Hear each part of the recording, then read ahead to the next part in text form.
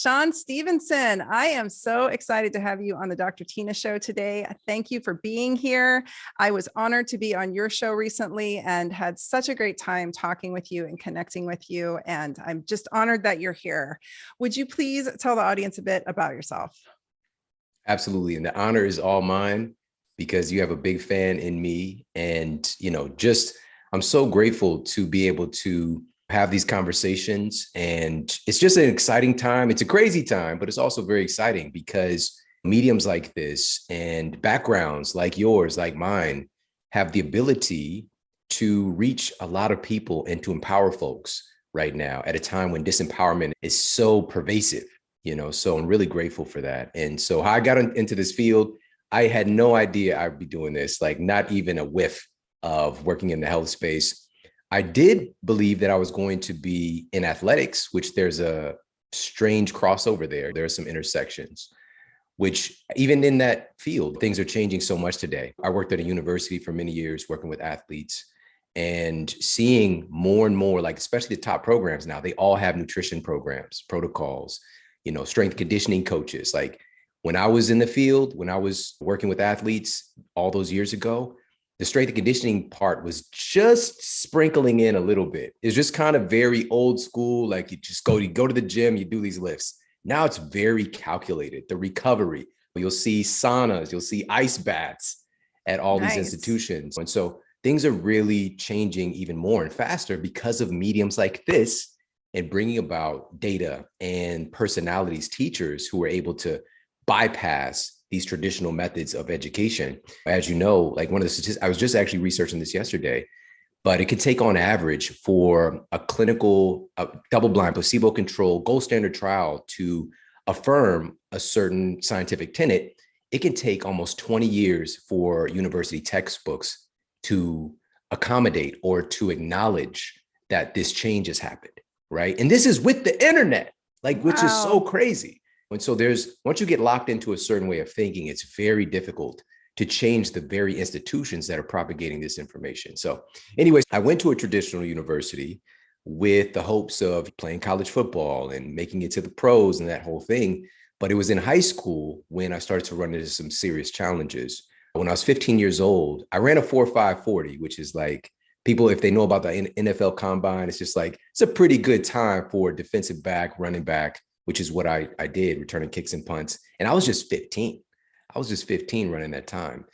And so I was performing on the football field and on the track, but it was at track practice when the first glimpse of some issues happened. I was doing a 200-meter time trial, which is half the track. And the time trial is just basically, it's me and the coach, or maybe me and another, athlete to run with me. But I was coming off the curve of the track into the straightaway. And as I was making that turn, my hip broke. Oh, no. Yeah. I did not know. I did not. I knew you had some low back issues, but that's intense. Yes. Yeah. So it's so crazy. And I didn't know what happened. I had no idea. I thought maybe I pulled a muscle. I just kind of came up limping. And I came to track the next couple of days, actually 2 days, until the trainer was like, you need to go and get a scan, get an x-ray. And so I did that. Physician put the x-ray up and he's like, oh, there's the problem. We can see my iliac crest, like the tip of my hip just floating off in space. And when you see something like that, what I experienced in that moment was something called standard of care, right? So I was given some NSAIDs, I was given some crutches.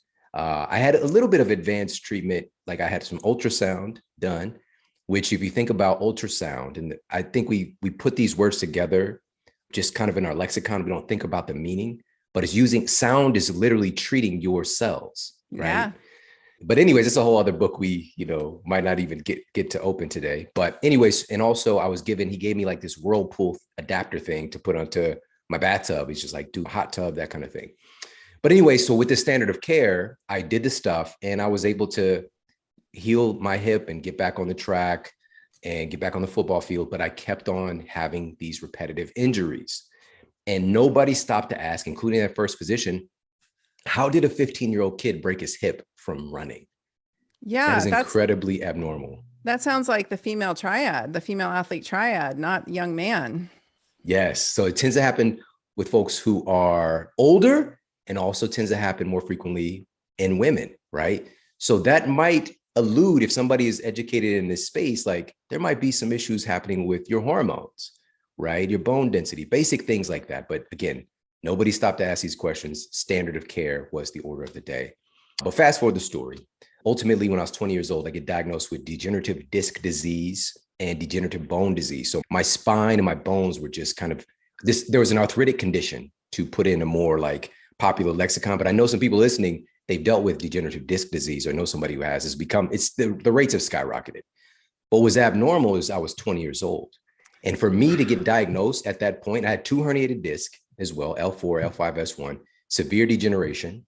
And my physician at the time told me I had the spine of an 80-year-old man, like an unhealthy 80-year-old, by the way.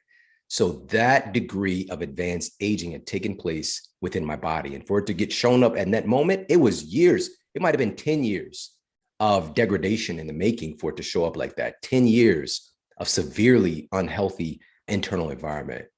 And to fast forward the story one more time, there's a lot that happens within this, in this moment, this diagnosis moment. But at the time, my physician, again, this is a thing that a lot of folks, we can get into this whataboutism and, pointing fingers. It's not that he meant to do what he did, but he told me, I was just like, I was used to seeing the trainers. I was like, okay, so what do we do to fix this? And he was like, literally pumped his hands like, I'm sorry, son, this is incurable. This is something that you're just going to have to live with. And it didn't really register to me cognitively. And I asked him, and I still to this day, Tina, I don't know where this question could have come from. And I asked him, does this have anything to do with what I'm eating? Should I change the way I'm exercising? Right. And I had no context to ask him this question. I had no idea that nutrition even mattered like that. But I associated with being healthy, like something with my diet and exercise. And again, he put his hand on my shoulder and he said, this has nothing to do with what you're eating. This is something that just happens. I'm sorry that it happened to you. We're going to get you some medication to help you to deal with the symptoms and help you to manage this. But I'm sorry, son. Now, the crazy thing within that one statement is that he said, this has nothing to do with what you're putting in your mouth, but go ahead and put these pills in your mouth. Right? Oh, it's just like, it's infuriating. I mean, I can tell you as a chiropractor, that is complete bullshit. That was my first thought when you said your hip fractured. I was like, were you malnourished? Were you anorexic? I mean, that's, So this is where it all kind of hits ahead. Fast forward 2 years from this moment, when I leave his doctor's office, which I had a kind of a nuisance of a pain, like a kind of chronic, a consistent sciatic pain, but it was annoying. And I had a manual labor job. I was full-time student and full-time working at a casino in St. Louis, right? And so, but I was just having trouble working. And I went from that to after that moment, that diagnosis, and I've been dealing with that for months. Within 2 weeks, now I'm having chronic debilitating pain. Like every time I stand up, I get this and I can't even put it into words. It was such a nightmare. And I'm not averse to pain by any form or fashion, but it's like a level 10, like crippling, like I like crumble, I fold over, and then I can walk normally, right? But I know that it's going to happen when I stand up, and I'm waiting for it to happen. And I'm kind of walking, taking these short steps every time I stand up for 2 years. And so what I did was I stopped standing up as much as possible. I just laid down, sat on my couch. I did as little as possible. I went from a full credit load to 3 credits. It was embarrassing, going to school, standing up and having my body jerk back. And also I'd start to gain all this weight now. Like the one thing that I had kind of going for me was I looked fit, quote, fit, right? Which is a big difference between fitness and health. But I was still made of these very low quality materials that I was making my tissues out of. And so to put the kind of icing on the cake of the story, or the cherry on top, 2 years went by, and it was the worst time of my life for sure. I gained all this weight, and I was obviously just in a state of turmoil, internal turmoil and fear and doubt. And I habitually was asking this question, why me? Like every day, it was just on repeat. Why me? Why is this happening to me? Why won't somebody help me? And there's this really interesting phenomenon that the human brain invokes. It's something called instinctive elaboration. And essentially, any question that you pose your mind, it's always seeking your internal and external environment to answer this question. Questions really are the answer in how the human brain works. People talk about the reticular activating system, reticular cortex, these parts of the brain. But seriously, these are guiding our focus, right? We're taking in trillions of bits of data, and what we are focused on really does attune our sight and our awareness in our environment. So as I'm asking these questions, why me? Why is this happening to me? Why won't somebody help me? I'm getting this external, internal feedback, why I'm not helpable, why, I'm not good enough, or why I deserve this to happen, right? Because my life, my life structures, where I come from, like all of these stories, right? And after these 2 years, something really profound happened. And some people get this and their life changes. Some people never do. For me, it took 2 years. I didn't get it the next day after leaving there. I was very disempowered. Now, leading up to that moment, as you know, I'm a very analytical, logical human being. And I'm also very self-sufficient and introspective, right? So I have these principles that would lead me to not simply just believe what somebody says. But in that moment, I outsourced my belief, my thinking, to this man who I believed had more knowledge base of my body than I did. And in some context, he did. But what was missing was he didn't walk in my shoes. Like, he had no right to have the final say about what was possible for me. And so he gave me a permission slip, because truly my life had been a struggle up until that point. I was living in Ferguson, Missouri, sleeping on a mattress on the floor, trying to be the first person in my family to graduate from college, let alone go to college. Like, it was a tremendous struggle, just the environment itself, being around and participating in so much turbulence. I was just like, he's like, you don't have to fight anymore. And so I took it. But I saw where my life was going. And fortunately, it's always so much more helpful when we have somebody that believes in us. Now, that somebody can be us, but it takes, especially when you're down, it takes some digging. But I had my grandmother, and she was pestering me those 2 years, always calling, checking on me. And I was like, I'm fine, Grandma, but I wasn't fine, and she knew it.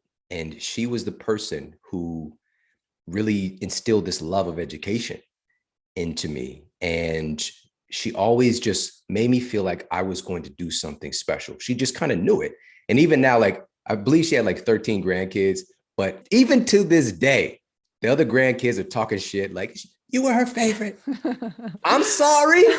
It wasn't my choice. It wasn't my doing.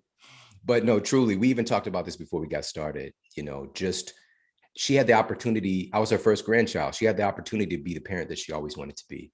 And so she poured a lot into me. I was also significantly older than a lot of those kids. And so I lived with her for a while.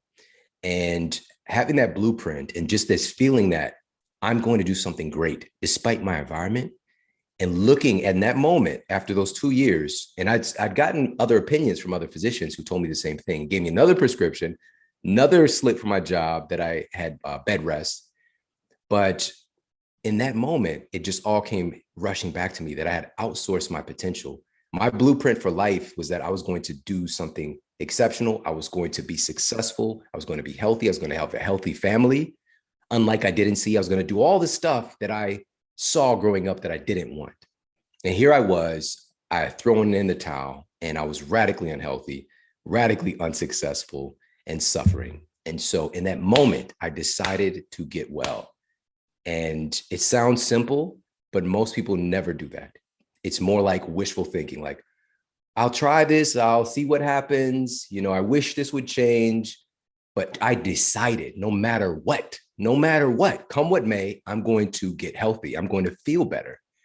And it was like, it would seem kind of miraculous, and I don't use that word lightly, but over the course of the next 6 weeks, I'd gained about maybe 20 pounds over that 2-year period. And I had lost like 15 pounds. Like, it just flew off of me. Results are not typical, by the way. I was the quote skinny kid in my family, but now it's just like all this stuff had kicked on, and it just flew off of me. And the pain I'd been experiencing for 2 years that had me terrified to stand up was gone.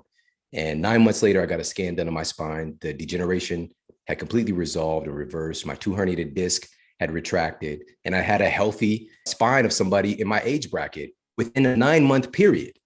Now, again, I remember the physician standing there rubbing his chin like, whatever you're doing, keep doing it. Like those are the words that he said. And he didn't ask me what I was, well, I mean, he did a little bit, but he didn't care. He didn't really care. He thought this was spontaneous remission, right? But I had already started working with folks and shifting my coursework into biology and nutritional science and kinesiology. And I wanted to find a way to serve people who'd been told the same thing, that there wasn't a way, there wasn't a possibility for them. And all that's led me to the best-selling books and the #1 podcast and all those things, and just having the opportunity to connect with amazing people like you. Oh, God, that's a great story. I did not know that about you. And it warms my heart because the work that I did in my practice for over a decade was to get people like you out of pain. Like that's what I did. I mean, I specialized in chronic musculoskeletal pain and regenerative injections. And you hit the nail on the head of, you made a decision. And that's really, and I've personally, you heard my story as well on your podcast. And I just made a decision one day that this was not going to beat me, and that there was a way out, and whatever that way ended up looking like was not going to be based on comparisons to other people in my age bracket. I was not going to play that game. It was just a matter of like, personally still deal with chronic pain quite a bit, actually, on certain, depends on the day, but it's still always just a me versus me thing. It's just a get up and go kind of.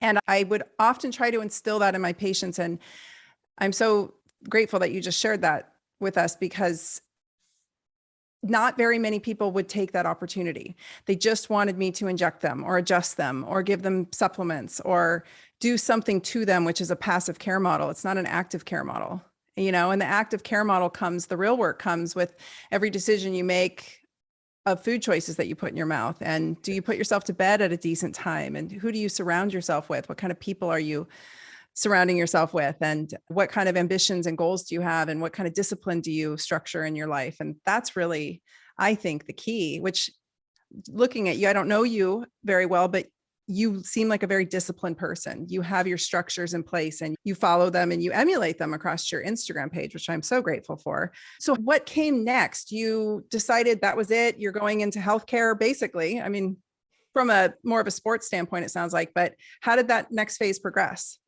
Well, all those things that you just mentioned integrate with each other, the nutrition, the movement, the sleep, the relationships, and they tend to evoke participation in the other. So what I mean is, I'm a nutritionist. For me, food was the portal. There are many paths to the goal, but eventually you're going to find out that it's not the whole thing. But for me, for a while there, food became the whole thing, because I had something really profound happen. When I made that decision to get well, I'm an analytical person. I wasn't just like, now, I don't know, Aladdin popped out of my mattress, just like, what do you wish? I put a plan together. And the plan entailed two major things and one thing that was kind of a side effect. The two major things was changing the way that I was eating, because I wanted to, quote, lose weight. And I put that in quotations because even that story, and we'll talk about this too in relationship to one of these other things in a moment. I'm trying not to give it away.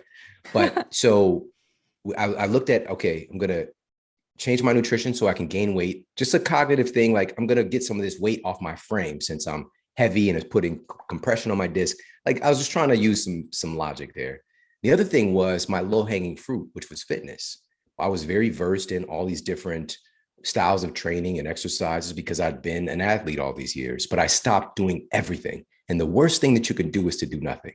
That's the worst thing that you could do, because now it wasn't just my spine and bones that were beginning to atrophy, everything, every cell in my body. And people have, this is a big problem with exercise. There's this cognitive association of exercise with looking good. Like, that's why we do it, so we can achieve some kind of a, vanity metric. And that's cool. Like, we can have that. Nobody's waking up like, I want to look like shit today. We all want to look and feel good. But exercise it's something our genes expect us to do. Exercise is very close to the word exorcise, right? Exorcise, like to get something out, to expel things. And exercise, a huge component of it is elimination of metabolic waste. And also, it's about assimilation of nutrients, assimilation. And early on, now here's what happened. And I don't talk about this very often, but because it's you, I can share this with you. When I changed the question that I was asking, because I was habitually asking, why me? Why won't somebody help me? And I asked this question, what can I do to get healthy? What can I do to get healthy? What can I do to feel better? And these became my narratives. And within just a couple of days, things that were there the whole time, all those 2 years, let alone my whole life, the certain books, certain people that had already been in my life, like everything started to, quote, show up, but they were always there. And one of those people was a girl that I was, on and off, kicking it with. And she went to Logan Chiropractic School. Right. Ah, And so I one knew time there was a chiropractor in the story. she took me over, like, it was like she got up together with some of her chiropractic friends and like just adjusting each other. I was just like, what the hell is going on? Like, why did you bring me here? But now that my attention is attuned to health, she takes me to Wild Oats, right? Which has since been bought up by Whole Foods, but Wild Oats in St. Louis. And I didn't even know it existed. I didn't know what that was. And so I walk into this place and it's just like open air, like there's space, there's a juice bar, there's like grass inside. I'm like, why is there grass inside? Right. But also there was an aisle that had some books. And one of them was this nutrition prescription book and some other books. And I opened up, and being in college, like I was always writing papers, doing research, that kind of stuff. So I went right to like, is this actually backed by some published data, like peer-reviewed data? And I looked up degenerative disc disease, and I saw these studies and these nutrients, and like, I'm just like, what the hell? Like, I had no idea that this matters. Like, what? Well, for my bone density, all I knew about was calcium, from marketing. And there's like 20 other key nutrients, many of them more important than calcium, but calcium got the marketing mantra. You need omega-3s to even absorb and utilize calcium properly, sulfur-bearing amino acids and magnesium, and the list goes on and on. I wasn't getting none of that shit with my drive-through diet. I mean, when I say I was eating fast food every day, I ate fast food every single day because it was cheap and accessible. Unless I literally just didn't have a dollar, then I would just eat a couple packets of ramen noodles. But I'm in Ferguson, Missouri, within a 1.5 mile radius, every single fast food, and I'm not exaggerating, you can hardly name one that was not within 1.5 miles of my apartment, not to mention all the liquor stores. And I can go on a run right here and I can list all of them for you, but I'll conserve some time and I'll tell you, like, that's all that I knew. I didn't know what the hell is organic. Like, we didn't have a gym, a yoga studio. Are you kidding me? Like, we didn't have any of that. All we had was things that encourage disease. And I was inundated with it. And so here I am in this place that's 45 minutes from my house. But now I know that there's this other reality. And so the first thing that I did, Tina, was, just being honest, I became a natural pill popper. So I found out about like this nutrient, that nutrient, and I started but which was not very cost effective on my university, refund check. But also something occurred to me that, and I'm so grateful for this. People are saying this a lot now, but like, what have people done traditionally? Like, how are humans getting these nutrients over time? Because for me, it just like hit me like, these pills are new, right? And so what foods have these nutrients? And so I just began to flood my tissues with these foods that had these key nutrients. And that was the underlying tenet. And so I want to share this with everybody. It's a big takeaway from today, is that every single cell in your body is literally made from the food that you eat. Your heart cells are made from the food that you eat. Every neuron, every bacteria cell that you're carrying, the trillions of bacteria, your immune cells are literally made from the food that you eat. And if we don't have this foundational tenet, especially for our physicians, they just don't get this because they're not taught this. One of my friends, the episode came out today, award-winning gastroenterologist, he went to school for, I think, 11 years. And he shared with me in that 11, he deals with the treatment and support of the organs that are required for assimilation, digestion, and elimination of food. That's his focus. That's what he's award-winning, best in the field at that thing. And he shared with me that he learned about food for cumulatively about a month of those 11 years, right? And so you are dealing with the organs that are designed and have to deal with food, and you don't know shit about food. Because even within that, it was very rudimentary, superficial stuff. Like, if this person has this rare B9 deficiency, this is what you do, that kind of stuff. Yeah. And so realizing this, like I've been making my body out of very low quality materials, and the human body is so resilient. That's what we don't get. All these epidemics of chronic diseases, what the human body is doing, even with type 2 diabetes, for example, it's just adjusting its function to operate under unideal conditions and keep you alive, right? And so, but when we provide our bodies with the right stuff that it's been associating with for, our entire evolution, it will preferentially choose the higher quality materials. But if you're not providing your body with those materials, it will patchwork you together and keep you ticking. That's what I was experiencing. And so that was number one. I changed my nutrition. And the assimilation, I came across a study when I went to Wild Oats. I happened upon a book that was done on racehorses. And it found that these racehorses, I've been watching this show, Yellowstone, so I've been like in the whole horse phenomenon. But we're talking billion-dollar industry. If a horse breaks a bone, you could be missing out on hundreds of thousands of dollars or millions of dollars potentially. And so they did a study to increase the bone density of the horses.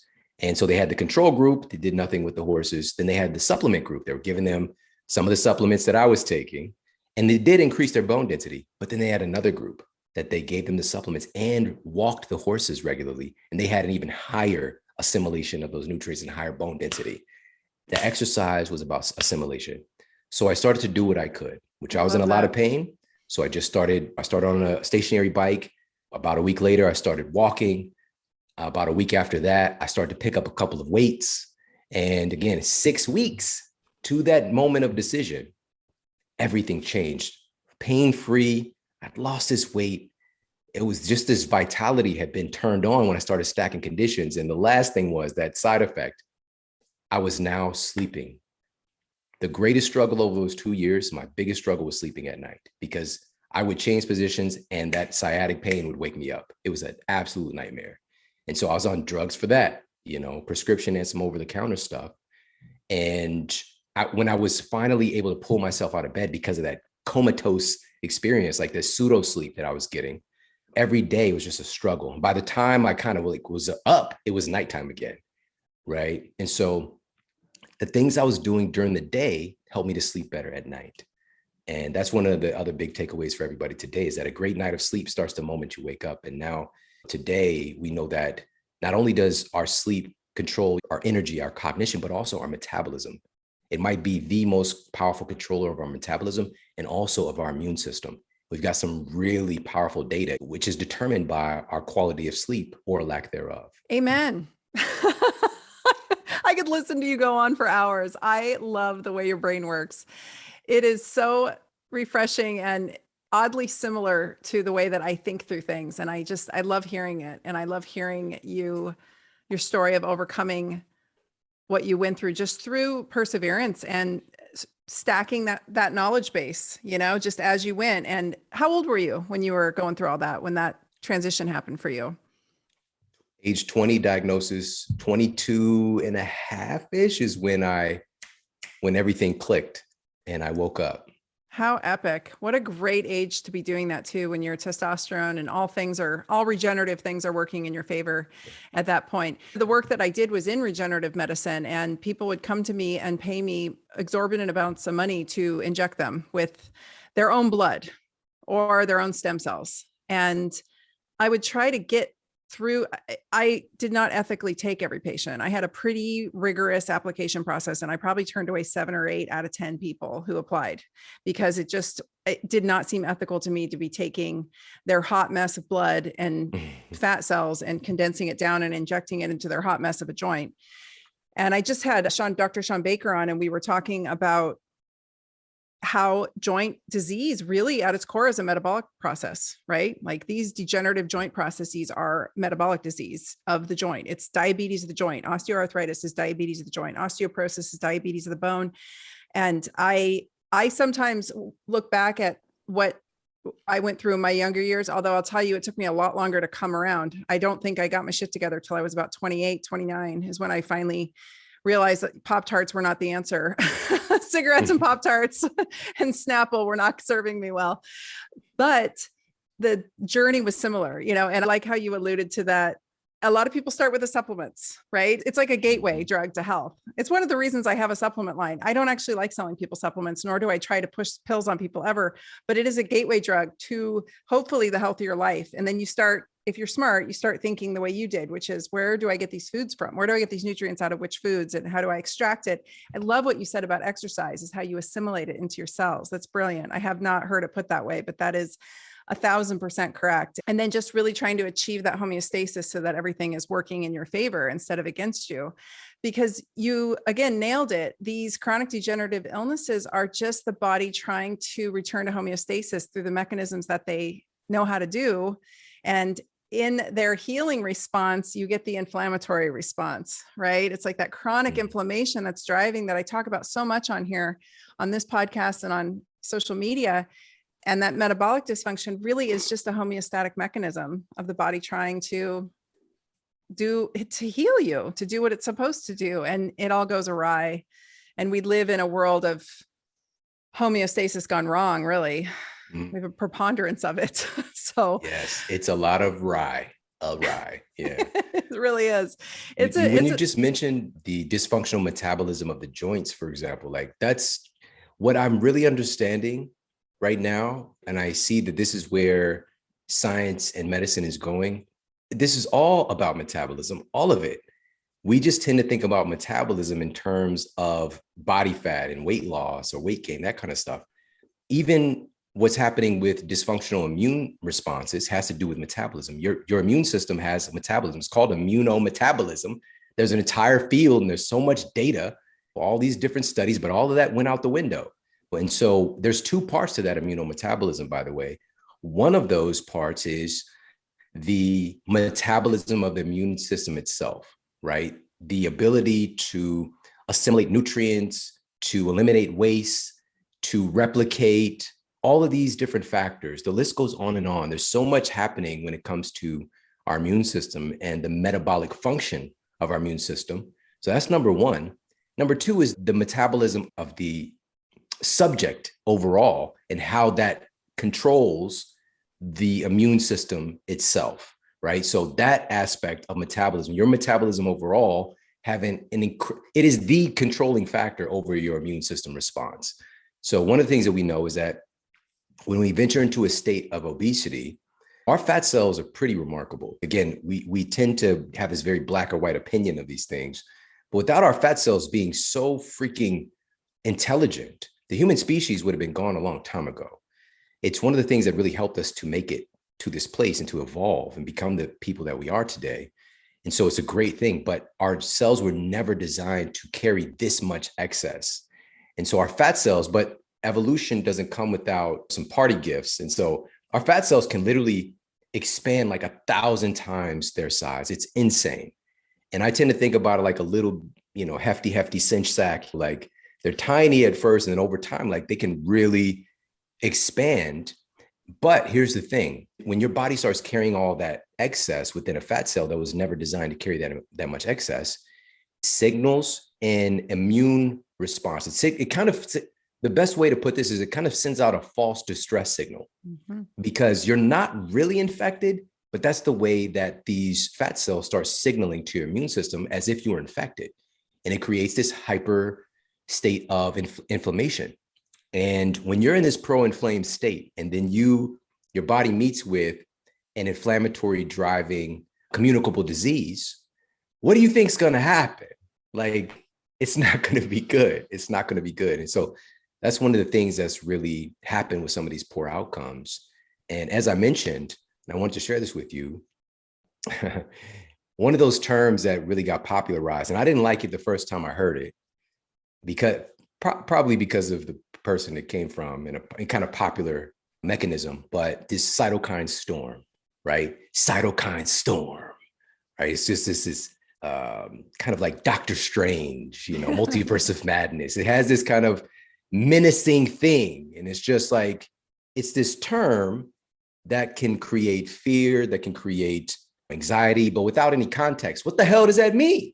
What does it mean? Is this something that the body just does on a regular basis anyways?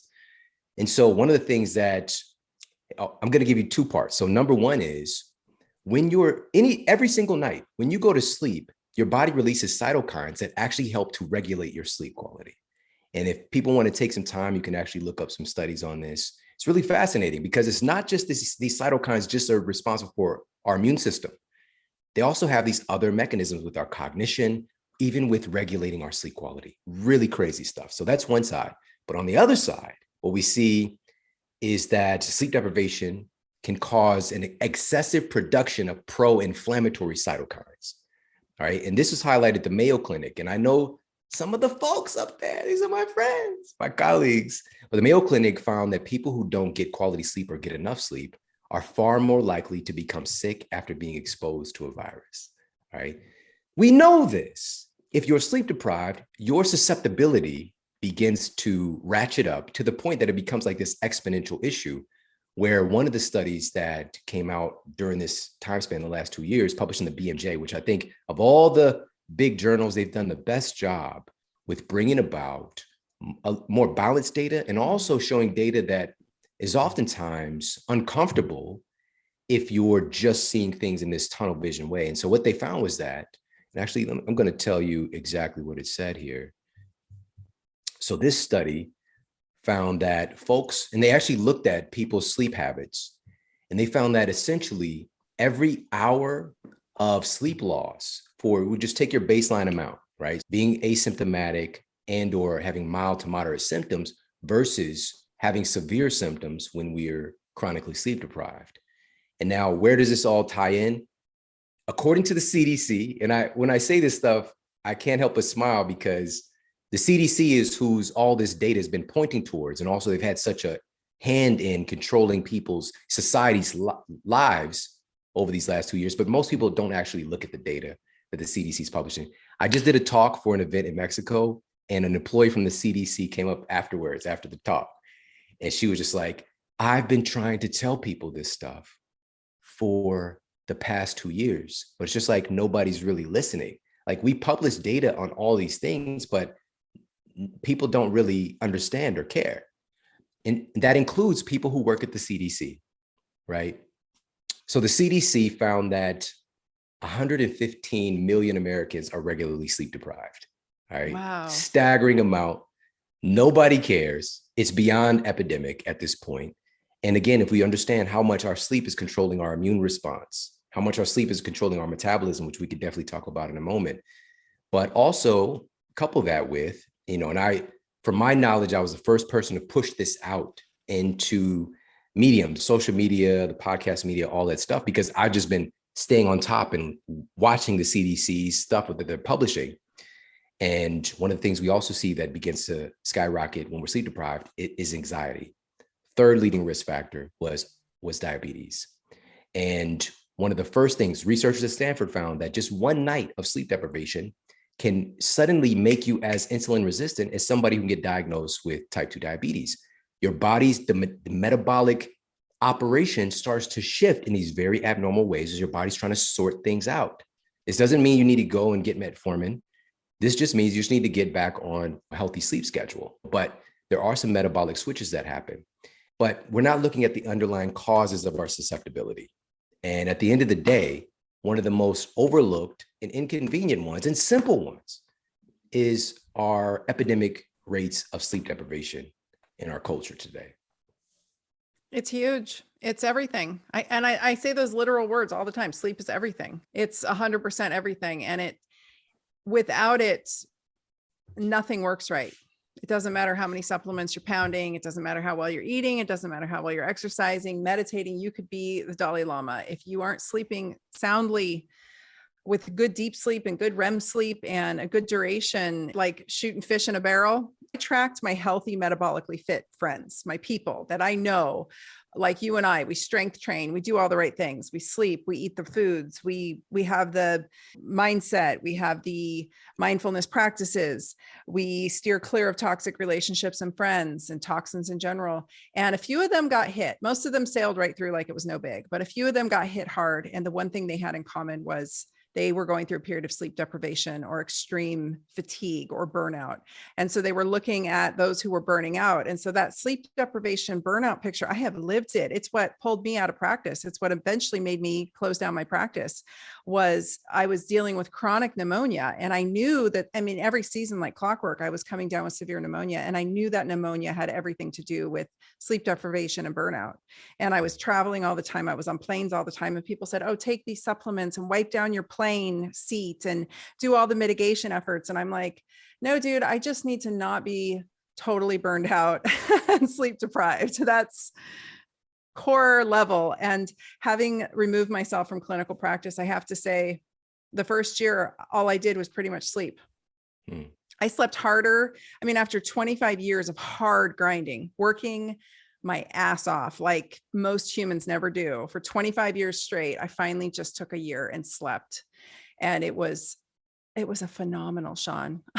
It was so luxurious and wonderful. And then I was lucky enough to meet the man of my dreams, and he is a sleeper. I mean, the guy is just in bed by 9:30, up by 5 a.m. And my whole life changed with that as well. It's such it's a luxury at this point in the society, which is so weird that sleep would be considered a luxury. But before I go into that, I don't mean to veer.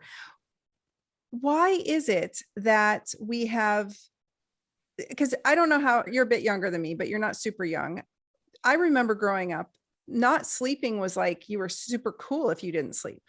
You were, we really made it into this thing where like, you're such an awesome person if you only need like 5 or 6 hours of sleep. You must be some kind of superhuman. Why did we celebrate it like that? And what has it done to our society? It's very strange, of course. This is one of the things, again, our genes expect us to do. And even our skyrocketing rates of sleep issues, sleep-related problems, it's one of the things that your cells, your genes, your genetic programs just knows how to do. Your body knows how to go on a sleep mode. But because of the way that our environment is structured, that's really what the underlying thing was, to even have these ideas of like staying up late and like you're the whack person if you go to bed early, if you fall asleep, or you don't want to stay out at the party. I've done the things. Like I was that guy, even when I mentioned when I was in college and working at this casino, my shift at the casino started at 4 a.m. And so I would go out to a club and then leave the club and like the sun's coming up and go right to work, like crazy stuff. I remember the last time I did that, I was at work and I was in the middle of a casino. I was in this hard count department. So we were like emptying out all the coins from every machine every day, right? Very challenging work. And we had just loaded up a cart and I was standing in the casino, like my hand on the cart, and I fell asleep standing up in the middle of a casino. You talk about like a freaky dream, like a fever dream kind of thing happened. Like all these ding, ding, ding, like all this crazy stuff happened. And I was just like, oh shit, like this is something is severely wrong here for me to fall asleep standing up like this in the middle of a casino when I'm supposed to be protecting all this money, right? And so, so many of us participate in these things, and there are different templates, just like no two people have the same metabolism. We all have a unique metabolic fingerprint. We all have a unique microbial fingerprint. Our sleep, same thing. We have some genetic tendencies, and there was always a guild of people throughout human evolution who might have been the people who stayed up and watched out at the watchtower to stand guard. That's a teeny tiny percent of the population who would be doing that for the tribe. All right. For the most part, when we have these perceptions of being a night owl, you are not an owl. That's the thing. You are a human being. I'm not a vampire. I thought I was a vampire in college for sure. There's a whole vampire, there's a vampire association. Did you know about this? Yes. Oh, I knew it. If I'm going to say it to somebody that's going to know. Yes. But they just did a press release, the head of it, because Machine Gun Kelly and Megan Fox were like, they drink each other's blood occasionally or whatever. And the head of the Vampire Association, which this sounds absolutely ridiculous what I'm saying is, to go from this hardcore science to the vampire talk. It's like, they really need to make sure that they're tested and da, da, da, da. It's trying to give them some advice in their drinking of blood. It takes all kinds. It's a strange world out there.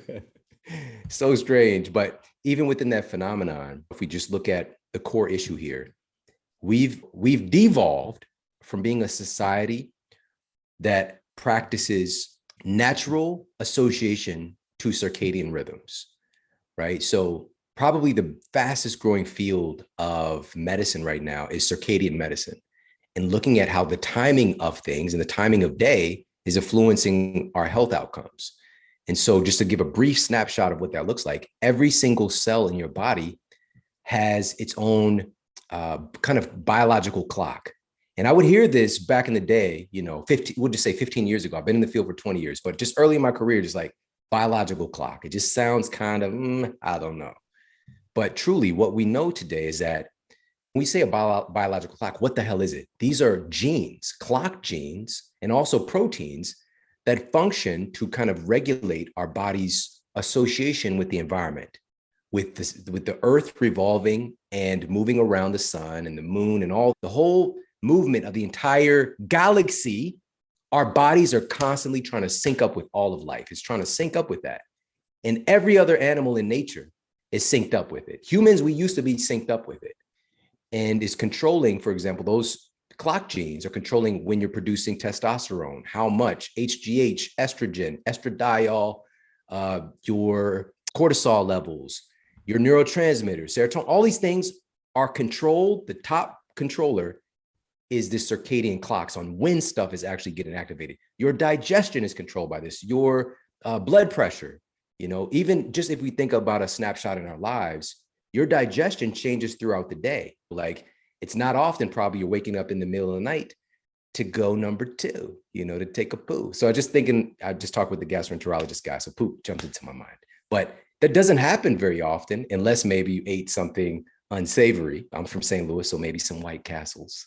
Might have been a mistake. Oh, White Castle. After I'm from the St. club. Louis too. Remember? I remember White Castle. Oh yeah. So so that might have happened, but generally, it's during the day when our digestion is kind of more robust and triggering peristalsis. All this stuff is running on these clocks. What happens when we come along and start smashing these clocks by ignoring our connection to nature, to life itself? Bad stuff starts happening, right? So, but in our culture, we went from being in association with these clocks just naturally, being up working during the day because things were safe, because we're not nocturnal. We don't see very good at night, but that lion does, so we're going to be doing, hunting, getting our food together, building shelter, having connection, all that stuff. And then at night, you seek shelter, you seek protection so you can make it to the next day, right? But today, with the advent of obviously electricity and the light bulb and all those things, we start to have the opportunity to have 24/7 work hours.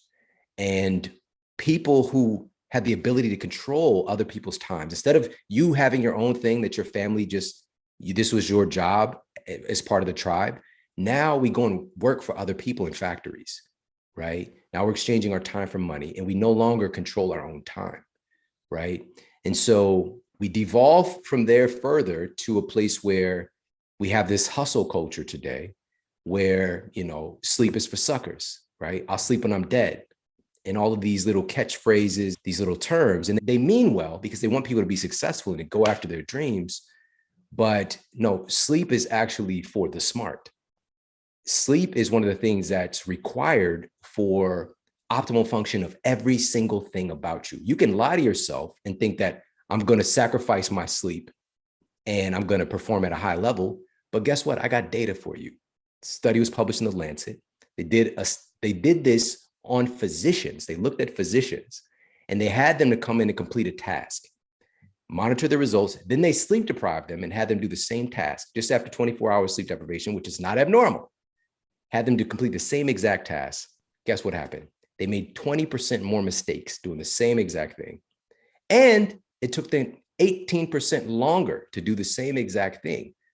So you think that you're grinding, you're getting work done, you're kicking ass, but there's a big difference between doing work and being effective. And then having to fix your mistakes from all the problems you create by you being sleep deprived. And so that's a big question, a lot of pieces. And I just touched on a little bit of it, but that's really how we found ourselves in this situation. It's wild to me. One of the main reasons I did not become an MD was because I knew that I would not survive residency. I just knew it. I knew with my health being what it was that there was no way I was getting through those long, long residency shifts. I was like, my adrenals will be destroyed. That'll be the end of all good. And it is so apparent to me as a physician. So the work that I did, as I mentioned, I stuck big needles in people all day long. I mean, I stuck 4-inch needles into people's spines. And I had a rule. I didn't start until 10 a.m. I didn't start seeing patients until 10 a.m. And I took my last patient at 4 o'clock if it was a procedure, because I knew I only had a few short hours. I've got about 5 hours in the day when I am on, and I am really on. I can do tasks outside of that, but not high skill tasks. And I was smart enough to appreciate that about myself. And so we would schedule maybe a knee or a hip or something easy and low risk first thing off. And I would schedule the hardest, necks, spines, things where risk obviously and liability go up, so that I would be at my peak of, kind of my zone of genius for the day. And then the last procedure of the day had to, again, be something I could do in my sleep, like a shoulder, ankle, something like that. And my staff didn't totally understand that. Patients didn't understand that. They would call and say, I'm an important person and I want to get my neck done at 7 a.m. And I'm like, dude, you do not want me to be doing your neck at 7 a.m. That's just not something we need to be working out with, because that is so true. And I can't imagine how many medical mistakes are made because of sleep deprivation and burnout in healthcare workers. Oh my gosh. Can you imagine? Scary. Even just the wrong prescription. It is so easy, Shawn, to write the wrong prescription or type something in just barely off. Much more common and easy to do than you think. And I have, thank God, knock on wood, I've never had any problems. I've never hurt a patient. I've never had any malpractice issues, but I knew that was another reason I wanted to close my practice. I was getting to a point of burnout where I knew a mistake was looming. I just knew it was a matter of time, because I was so physically tired that I was like, but I'm going to screw something up and I don't want to go there. So I'm going to step away for now. And I had my online business running and rolling, and I was doing great there. And I was training other physicians to do the work that I did in injection therapy. So I knew hopefully millions more lives would be touched. But this is stuff that no one talks about, is these high level, especially some of these high level skill jobs that people are performing and doing so on a sleep deprived state. The list goes on and on of potentials, from just people walking around thinking it's, stoic to function on 5 hours of sleep. It's crazy. Yeah. And it's just, these perceptions, these stories that we tell ourselves. You have a level of self-awareness. This is, again, just speaks to your experience and your education and your ability to self-assess.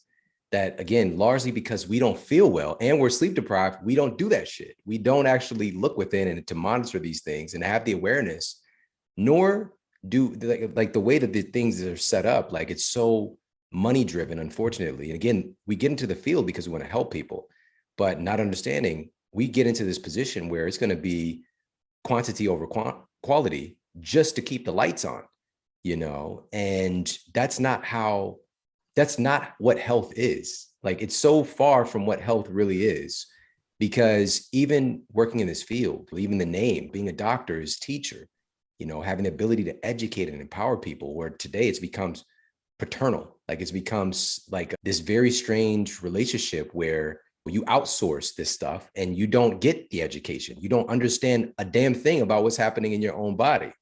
It's very strange. And we find ourselves in this position, but at the same time, this is the crazy thing. Like, we're in this very strange, this last 2 years has brought so much to the surface. And I really believe that as things were trucking along, like things were changing, but very, very slow. Now things are so much in flux that it's more malleable and it's easier to change. And the divisiveness and the targeting of really brilliant people who would just have maybe a slightly different perception of things or position on things than the popular narrative, getting targeted has made them rise up in ways like they didn't, these are just some nerds. They weren't trying to be the face of some kind of health reform thing or advocacy, but the system, as things are, made it like that, to where they stepped up in this way. And they're just like, oh no, we actually need to look into this whole thing. And matter of fact, one of those whole things And also, we did promise to touch on sleep and metabolism. So I could share a little bit of data on that really quick. Yeah, please do. Can I, before you do, I want to mention, because the audience, if they're new to this podcast and they're coming on because you're here, something that I talk about often, and I know you have as well, is along with that efficacy, that those who are metabolically unsound, those who are obese, those who are frail and sickly, those who are malnourished, they don't seroconvert well at all. They don't seroconvert, meaning they don't make an appropriate antibody response. And so this is just one more thing to add to that. So if people are not sleeping, which is probably leading to all those other problems I just led to some degree, which we're going to segue into, because this is really important. Absolutely. Absolutely. So when I mentioned that this is possibly the biggest controller of your metabolic outpicturing, again, that's a tough thing for me to say, but the data shows something really remarkable. So I'm just going to mention maybe one or two profound studies on this. So one of them was conducted by researchers at the University of Chicago, and it was published in the Annals of Internal Medicine. And what they wanted to find was that if we put people on a conventional weight loss program, which a lot of times these things don't work very well either, but they put them on a conventional calorie restricted diet and wanted to see what would happen with their outcomes based on how much sleep they get. All right. So they got these folks on a calorie restricted diet and they sleep deprive them. All right. So they're getting 5.5 hours of sleep and they track all of their results. All right. Another phase of the study, same calorie restricted diet, no additional or taking away of exercise. They just allow them to get more sleep. So now they have 8.5 hours to sleep, right? So 3 more hours of sleep, and tracked all their metrics. They compiled all the data. Now, here's what's most important about this study. This was not looking just at weight loss. That was a sidebar. It was looking at body fat loss, actual fat mass loss. And they found that when the test subjects were able to get sufficient amounts of sleep, they lost 55% more body fat on the same exact diet, simply by getting the sleep that their body required. Wow. Now, what I don't usually talk about, and I'm talking about this again because I'm with you, is that people did lose weight still who were on the calorie restriction and sleep deprived, but about 60% of the weight that they lost was from their lean muscle tissue. All right. So they were losing their muscle when they were sleep deprived. It's insane. And what does that do? Your metabolic rate. So your ability to just manage and expend energy efficiently, that begins to plummet. So you're setting yourself up for future failure. You're on this calorie restricted diet and you're losing weight. I'm happy. But you're changing your metabolism and compromising your metabolism in detrimental ways to now that weight accumulation that's going to happen when you gain the weight back. Not only that, but you're probably going to add more weight. And then that's where we see this vicious circle that much of our society gets into, because nobody's telling them like, okay, so you're going to change your diet, you're going to eat better, you're going to manage your calories, whatever it is, but we got to make sure that we're optimizing your sleep or you're screwed. That's not happening. But I'm grateful that that conversation has shifted. Again, during a lot of that shit went out the window, but it's still present. We're getting back to it because things were really starting to change, you know. And when I wrote my first book, my first major published book, Sleep Smarter, I was in this conversation. I got 11 offers, including 4 of the big 5. So there was like an auction happening, you know, to try to get the rights to the book. But several of these publications, they were wanting to shift the topic. They're like, I don't know, like sleep doesn't tend to do well, you know, all this stuff, because there had never been a sleep wellness related book that had become like a bestseller, international bestseller. And it's kind of here today, gone today. But I knew I had the data and also the way that I wrote the book, because things have changed, but it's a very unsexy, it can be an unsexy topic. Somebody like yourself that had that year of, I almost said sexual sleep, like sexual, like attraction to sleep, like this very delicious, like sensual connection with sleep. So that's what I really did, was like, how can I make this subject sexy? You know, something that's so weird. Like, what the hell? You're like, what is sleep? It's so weird. Like, what are you even doing? Right. And so making it attractive, but also how can we make this accessible? Because in my clinical practice and working with all these people over the years, I noticed this really interesting thing. People want change, but they don't want to change that much, right? They want these results and they say, I'll do this, I'll whatever, but they really don't want to change. They're comfortable, even if they're not happy with who they are, where they are, they're comfortable with themselves. So trying to get people to turn their whole lives upside down, like change this with their diet and this exercise and this thing and that thing, and it creates this kind of, paradox of choice where you're just debilitated. You got all this shit to do and you just don't do any of it. Versus I would look in the data, like what are some things people can do clinically proven that they don't have to turn their life upside down and they can improve their sleep quality. And I just started stacking those things, implementing it with patients. Eventually, just seeing people that struggle for 20 years with their blood sugar, and their blood sugar finally normalized once we got their sleep together. Because the whole time they were working with me, maybe they were coming in and seeing me for a year, and 80% of other folks who are diabetic got results, and their blood sugar just would not normalize without metformin or insulin or whatever the case might be. It took me 5 years in the field, like once I actually started doing like clinical work, for me to ask people about their sleep, which from many healthcare practitioners, they never ask. But something, it just struck me one day. It just struck me. And I think it was rooted in my own struggles with sleep. And I realized, like, when you're sleeping well, you don't ever think about it. It's just like, you don't even think about it. It's why. And I remembered when I started sleeping well, I got better so fast. Like that was the leverage point, because if you're not sleeping, you're not healing. Right. And so this is when your body's producing, this is the anabolic state. When you're up, everything is catabolic. All right. This is the anabolic state for a human being to be in, where everything is getting hyper levels of like recovery, repair, HGH production, reparative enzymes. All this stuff is working to really get stuff sorted out. The glymphatic system of the brain is 10 times more active when you're asleep, helping to clear out metabolic waste and recycle cells and all these things. It's bringing you back better and stronger. And so that ingredient was really where the magic happened for me, changing my nutrition, changing my movement practices, even the way that I was associating with people in my environment, my relationships, all this stuff changed, but it was helping me to sleep better at night. And when I was sleeping better, everything changed. So I just want to share that piece there with the metabolic relationship with sleep. And during that, we can get into, the leptin association. Stanford researchers found that sleep deprivation, one of the first things that happens is a decrease in leptin, which is one of those major controllers of our appetite, right? And also melatonin itself is a very powerful metabolic hormone. We don't think about it in those terms, but it's a big controller of our immune function. But also one of the things we noted in some peer-reviewed data is how melatonin increases your production and mobilization of brown adipose tissue, right? So your fat that burns fat. And I can go on and on about all these connections, to metabolism and sleep.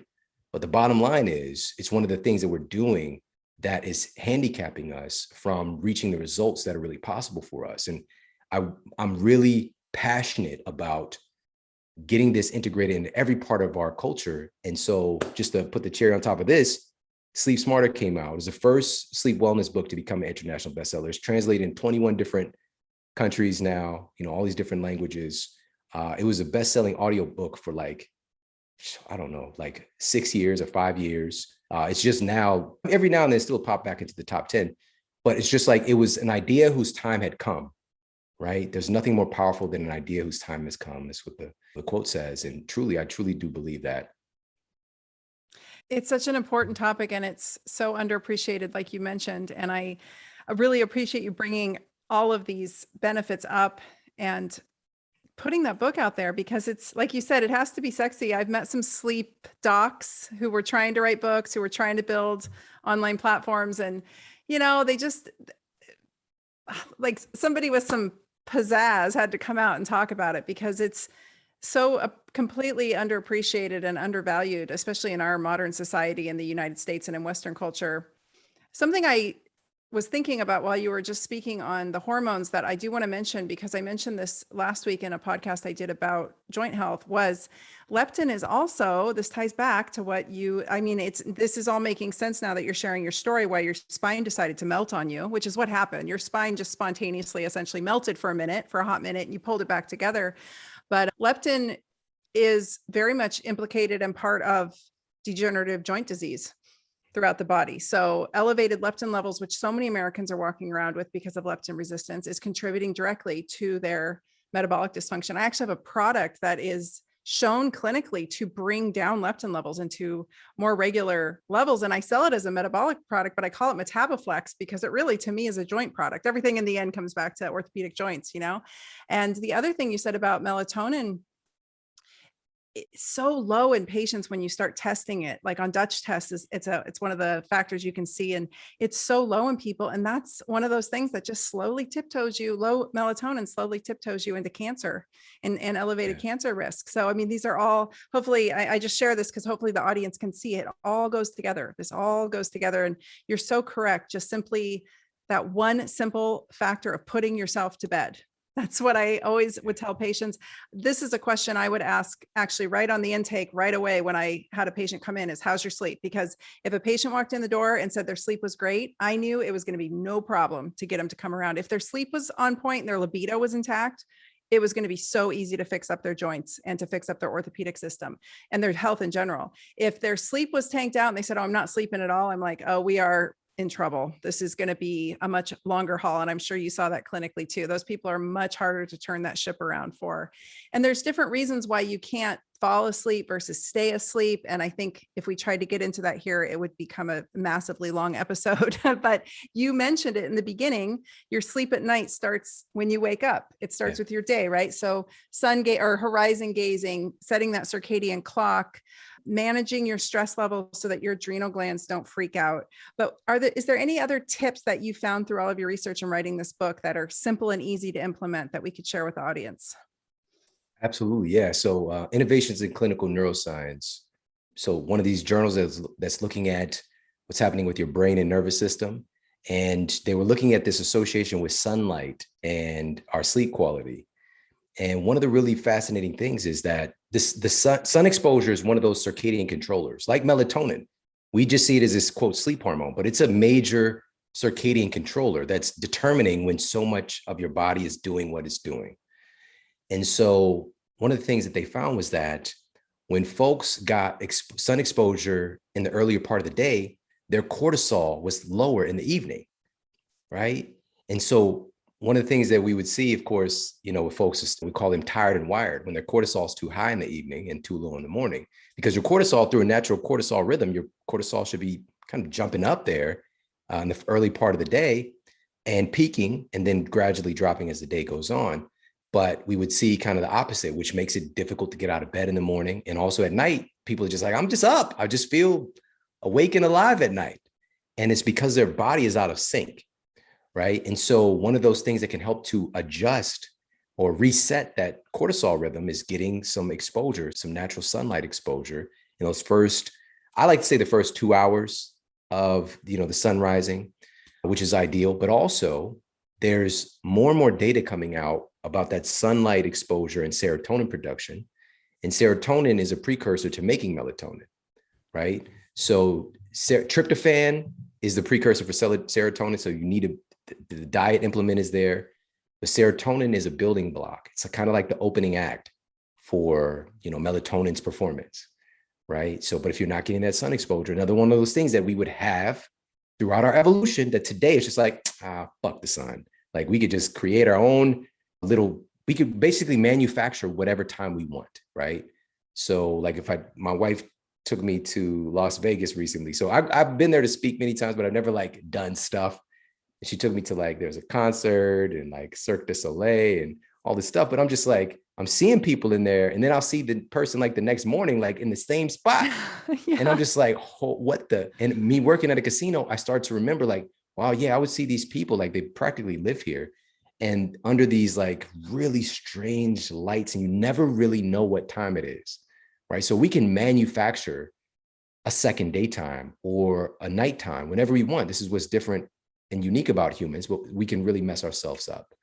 And so, yeah, but the bottom line is, it's so fascinating to see how when we get out of alignment with these things, how disease symptoms start to manifest, and how quickly getting in alignment with these things, our bodies are really intelligent. And that's the thing, this in coming from your background, there's this innate intelligence. And we are not even close to understanding, and not even remotely close. And that's a big part of the issue today, is that we have folks who've mandated all of these things that for us to do with our bodies, and they don't really know shit about health. They don't really know anything. Like the top immunologists, like again, I've got friends who are immunologists.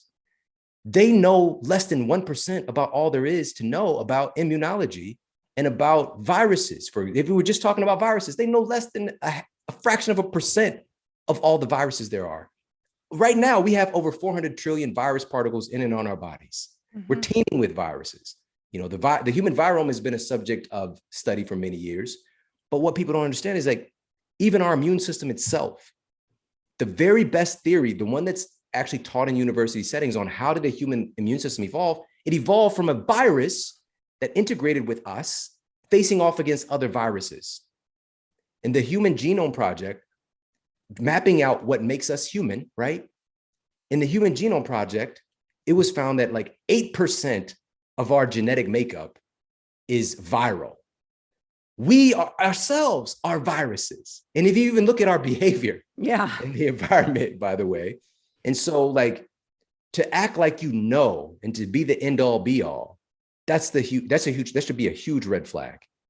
And so I'm here constantly as a student. I figured a few things out, but everything has to have context, because at some point, the very best theories can fall apart, but some of the things we can lean on is looking at what helped us to get to this place. What did our ancestors do? What are the inputs that our genes expect from us to have healthy expression versus expression of disease symptoms? Because talking with the top cell biologist, really a father of epigenetics, because he's if you've heard the term epigenetics, it's thanks to Dr. Bruce Lipton pushing this into popular culture.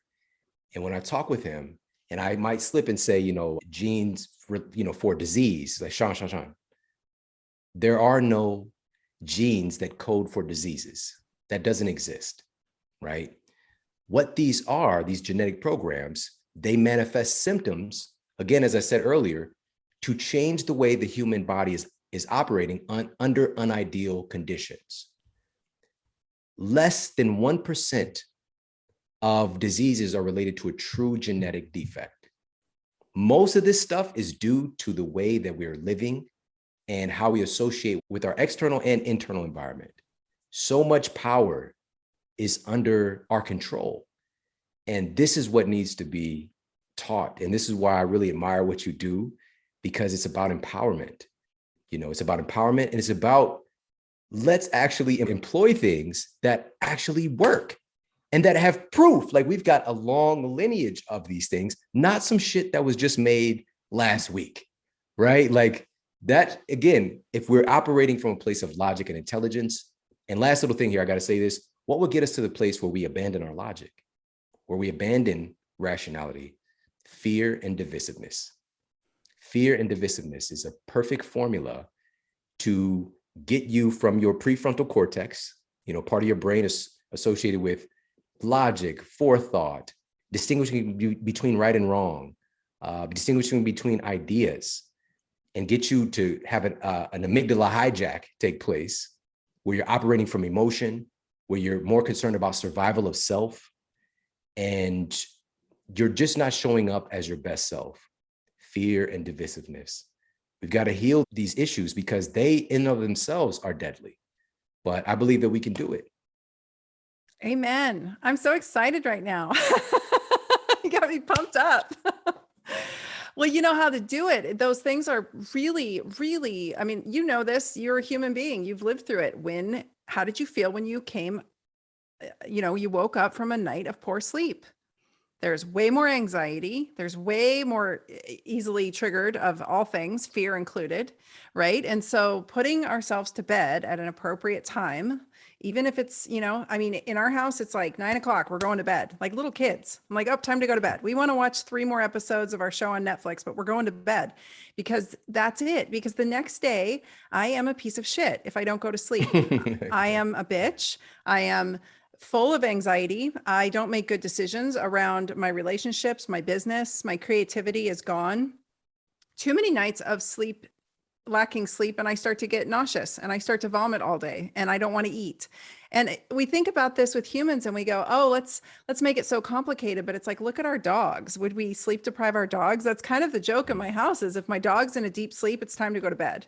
Whenever Sansa goes to bed, it's time for Tina to go to bed because that's it, right? And so this fear and division that you speak of is just, it's eradicating us as a species. And it is happening because of these other things that you and I have touched on, which is poor decisions around food, but that comes from lack of sleep. Poor decisions around or fatigue and not wanting to exercise and have movement, but that also comes from lack of sleep. And so at the core of it all, I think the easiest way to not become overwhelmed, as you mentioned, that overwhelm just leads to, you freeze up and you don't do anything. The first step is always just to put yourself to bed. And when you do, suddenly you can be a normal human the next day and you can make good decisions about your health and your family and all the other things around us, and your community at large. So I really appreciate the way that you've tied all this together and brought it full circle as a story with so many great pearls. And yet it's all data backed. You always bring the science, which I am such a huge fan of in your work. So thank you, Shawn. I love talking to you. I have such a fun time. I was so excited to have you on today. Yeah, oh, it's my pleasure. Like you mentioned, I think we think in a similar way. And so, I really appreciate your work and I appreciate you sharing your voice and your perspective. And fortunately, if this whole thing didn't happen, we might not have connected. But I got to see, that's one of the things that you posted as well that I saw. And I was saying this prior to seeing that like, I really got to see who's about that life, really. Like, I really got to see who is courageous and who is somebody that won't compromise their values and their integrity just because something external happens. And so being able to rise to the occasion. And as you mentioned, a symptom, like the symptom is fear. The symptom is divisiveness, but the root cause is a severely unhealthy society where fear is so easily accessible, right? An inability to manage one's emotions and their brain health. We're knocking on the door right now. When the numbers come out, we were approaching 250 million United States citizens being overweight or obese. You can't even understand. Like, it makes no sense. We can't really comprehend a number like that, but that's what's happened.